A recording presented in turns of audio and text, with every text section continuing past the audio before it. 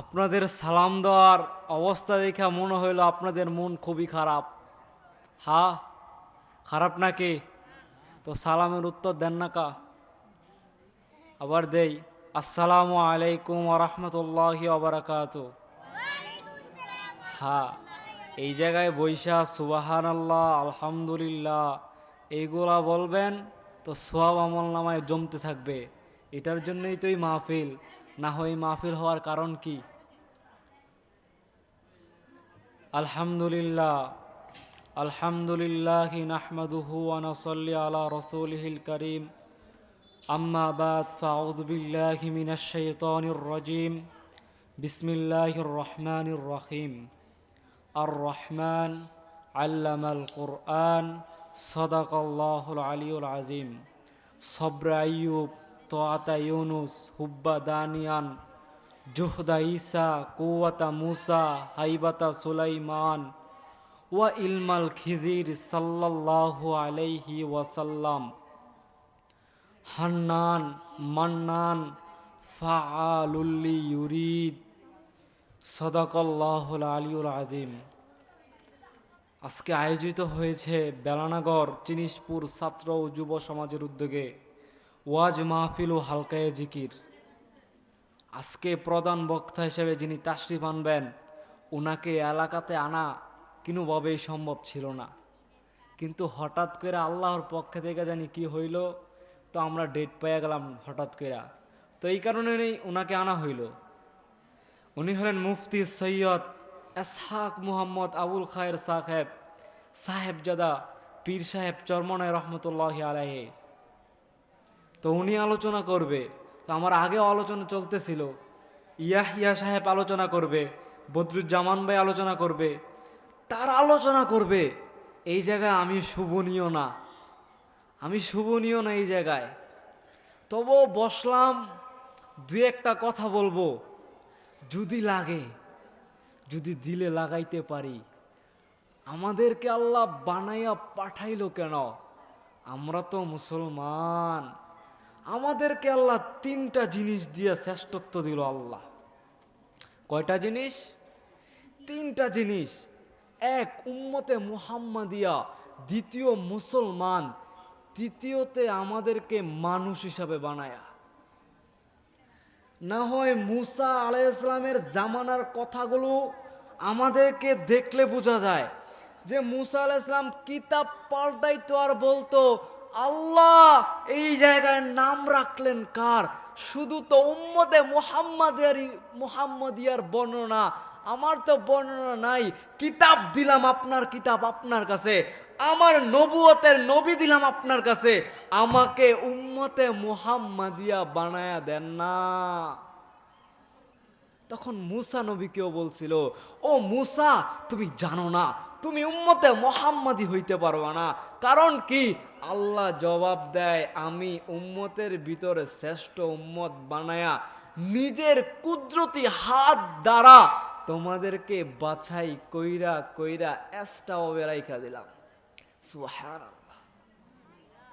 হায়, আমরা তো ভাবি আমরা নিজে চলি, আমরা নিজে নিজে চলি, কিন্তু না না না, আমরা নিজে চলি না।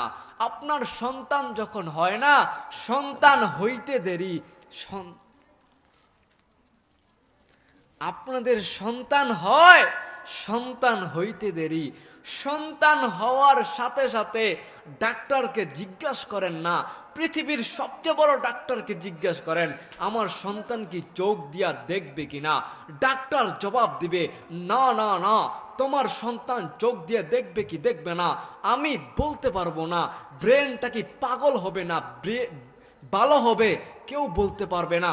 আপনার হাত ছিল, হাতের শক্তি আসবে কি আসবে না কিন্তু ডাক্তার বলতে পারবে না।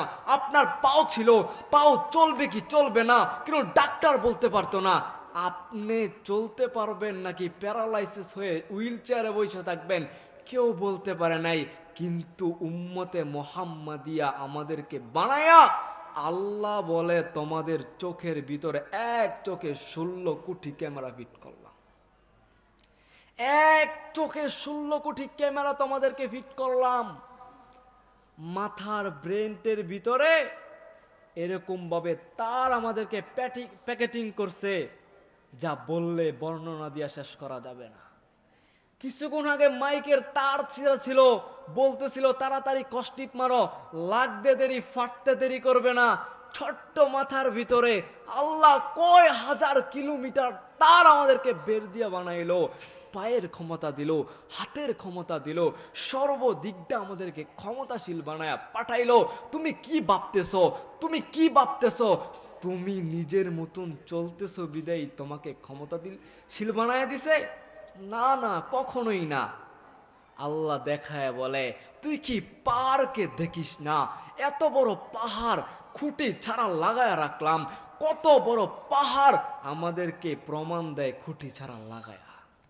সাগরটা তো ঢেউ দেয়, আইসা আমাদেরকে ধ্বংস করে ফেলতো, কিন্তু ধ্বংস করে না, আমাদেরকে সাগরটা দিয়ে বুঝায় তোদেরকে তো সাগর ধ্বংস করে ফেলতো, কিন্তু আমার হুকুম ছাড়া চলে না। আসমানটা খুঁটি ছাড়া দাঁড়ায় আছে, আসমানটা তো ভাঙা পড়তে পারতো, বলে না না না আমি ফালাবো না, মাটির নিচে নিয়ে নিতে পারতো।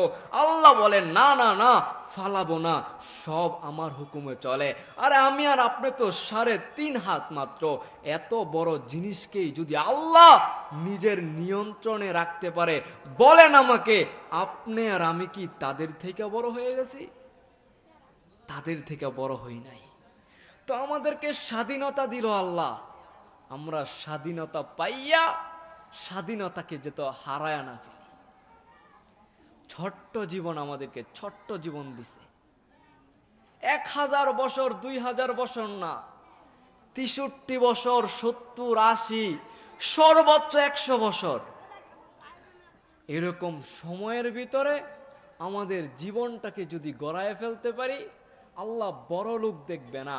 যদি বড় লোকই দেখতো তাহলে নমরুদ কখনো ধ্বংস হইতো না, ফেরাউন কখনো ধ্বংস হইতো না, কারণ তাদের তো সম্পদের পাওয়ার ছিল। আরে তাদের সম্পদ তো তাদেরকে বাঁচাইতে পারে নাই। বিশ্বাস করেন আর না করেন, বিশ্বাস করবেন আর না করবেন, আমি জানি না, আমি জানি না। আল্লাহ যেন সূরাতুর রহমানে জবাব দেয়, ফাবি আই আলাই রাব্বিকুমা তুকাজ্জিবান। আলেম কি বলে আমি জানি না, আমার বিরুদ্ধে হইতে যাইতে পারে। আল্লাহ ফাবি আই আলাই রাব্বিকুমা তুকাজ্জিবানে বুঝাইতে চাইলো, বান্দা তোকে আমি কি না দিলাম, তুই কি না পাইলি, তোকে আমি কি না দিলাম, তোকে আমি কি নিয়ামত না দিলাম, তুই আমার পক্ষ থেকে কোন নিয়ামত পাস নাই? এটা আমার আল্লাহ সূরাতুর রহমানে বলে, এটা জবাব দেয় আমাদেরকে। কিন্তু তখনও আমরা ভাবি, হায়, আমরা ভাবি যে নামাজ পড়লাম, পড়ব কি পড়ব না জানি না, নামাজ কতক্ষণ পড়ব, বয়স হইব তো নামাজ পড়ব। না না, আমাদের মহাসড়কগুলো এটাও প্রমাণ দেয়, ছোট্ট বাচ্চাও প্রমাণ দেয়, যুবকও প্রমাণ দেয়, বৃদ্ধরাও প্রমাণ দেয়, সবচেয়ে আগে যুবক মারা যায়, সবচেয়ে আগে শিশু বাচ্চা মারা যায়, তারপরে যুবক, তারপরে কি, তারপরে গিয়া বৃদ্ধ, তারপরে যদি আল্লাহ আমাদেরকে হায়াত দেয়, তওবা করার তৌফিক দেয়, তখন না তওবা করতে পারবো, না হয় আমাদের তওবা করার সুযোগ থাকবে না। এই কারণে ছোট্ট জীবনটাকে বেলালের মতন গড়া উচিত। বেলাল কালো ছিল, আমি তো কালো, আমার হাতের তালু তো সাদা। বেলাল এমন কালো ছিল, বেলাল এমন কালো যেই বেলালের দিকে তাকাইলে না রং না ঢং। বেলালের কোনো দিকটা ফেভারিট ছিল না, কোনো দিকটা তার ফেভারিট ওয়ালা ছিল না। কিন্তু আল্লাহর রাসূল যখন মেরাজে যাইতেছিল, মেরাজে যাইতে দেরি, আল্লাহর রাসূলের আগে জান্নাতে যেন দৌড়াইতেছে, আল্লাহর রাসূলের আগে হযরতে বেলাল যেন দৌড়াইতেছে। সুবহানাল্লাহ, বেলাল যেন আল্লাহর রাসূলের আগে দৌড়াইতেছে। অথচ বেলাল কালো ছিল, কুষ্ঠিত ছিল, কথার স্টাইল সুন্দর ছিল না, অথচ আল্লাহর রাসূলের আগে জান্নাতে দৌড়াইতেছে। এই কারণে আমরা যখন যা করব, আমরা তো এটা বলি, আপনি পাঞ্জাবি পরবেন কি পরবেন না এটা আপনার ব্যক্তিগত বিষয়, আপনার টুপি পরবেন কি পরবেন না এটা আপনার ব্যক্তিগত বিষয়। আপনি নামাজ পড়বেন কি পড়বেন না আপনার ব্যক্তিগত বিষয়, আপনি রাসূলের সুন্নত তরিকায় চলবেন কি চলবেন না আপনার ব্যক্তিগত বিষয়। কিন্তু আমি এটা বইলে দিতে চাই, আপনি যখন মরবেন, যখন আপনার সামনে মালাকুল মউত আসবে, তখন আপনি করবেন তো করবেন কি বলেন? তখন কি করবেন? যদি মালাকুল মউতকে আপনি জবাব দিতে পারেন, আপনি করেন, আপনার দিকে বাধা নাই, আপনার দিকে আঙ্গুল নাই, আপনি করেন, করেন আপনি।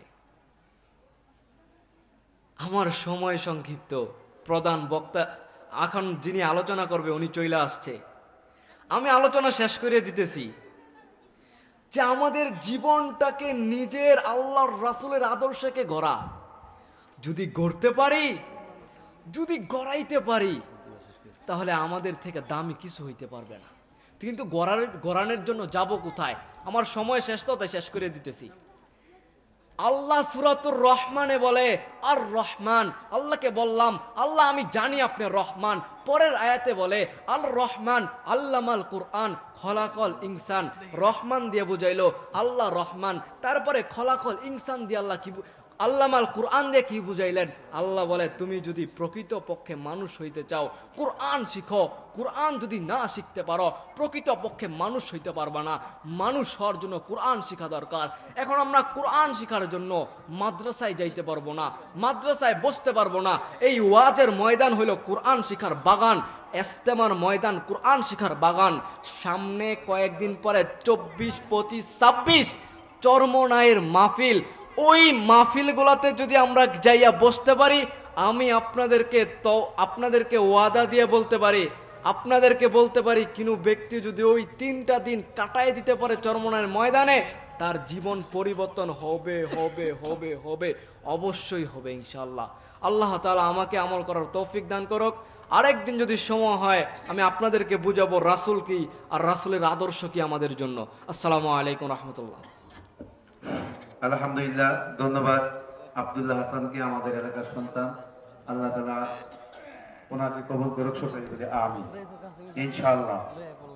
আমাদের বেলানগর চিনিশপুর ছাত্র যুব সমাজের উদ্যোগে আজকের ওয়াজ মাহফিল ও হালকা জিকিরে আমাদের আজকের ওয়াজ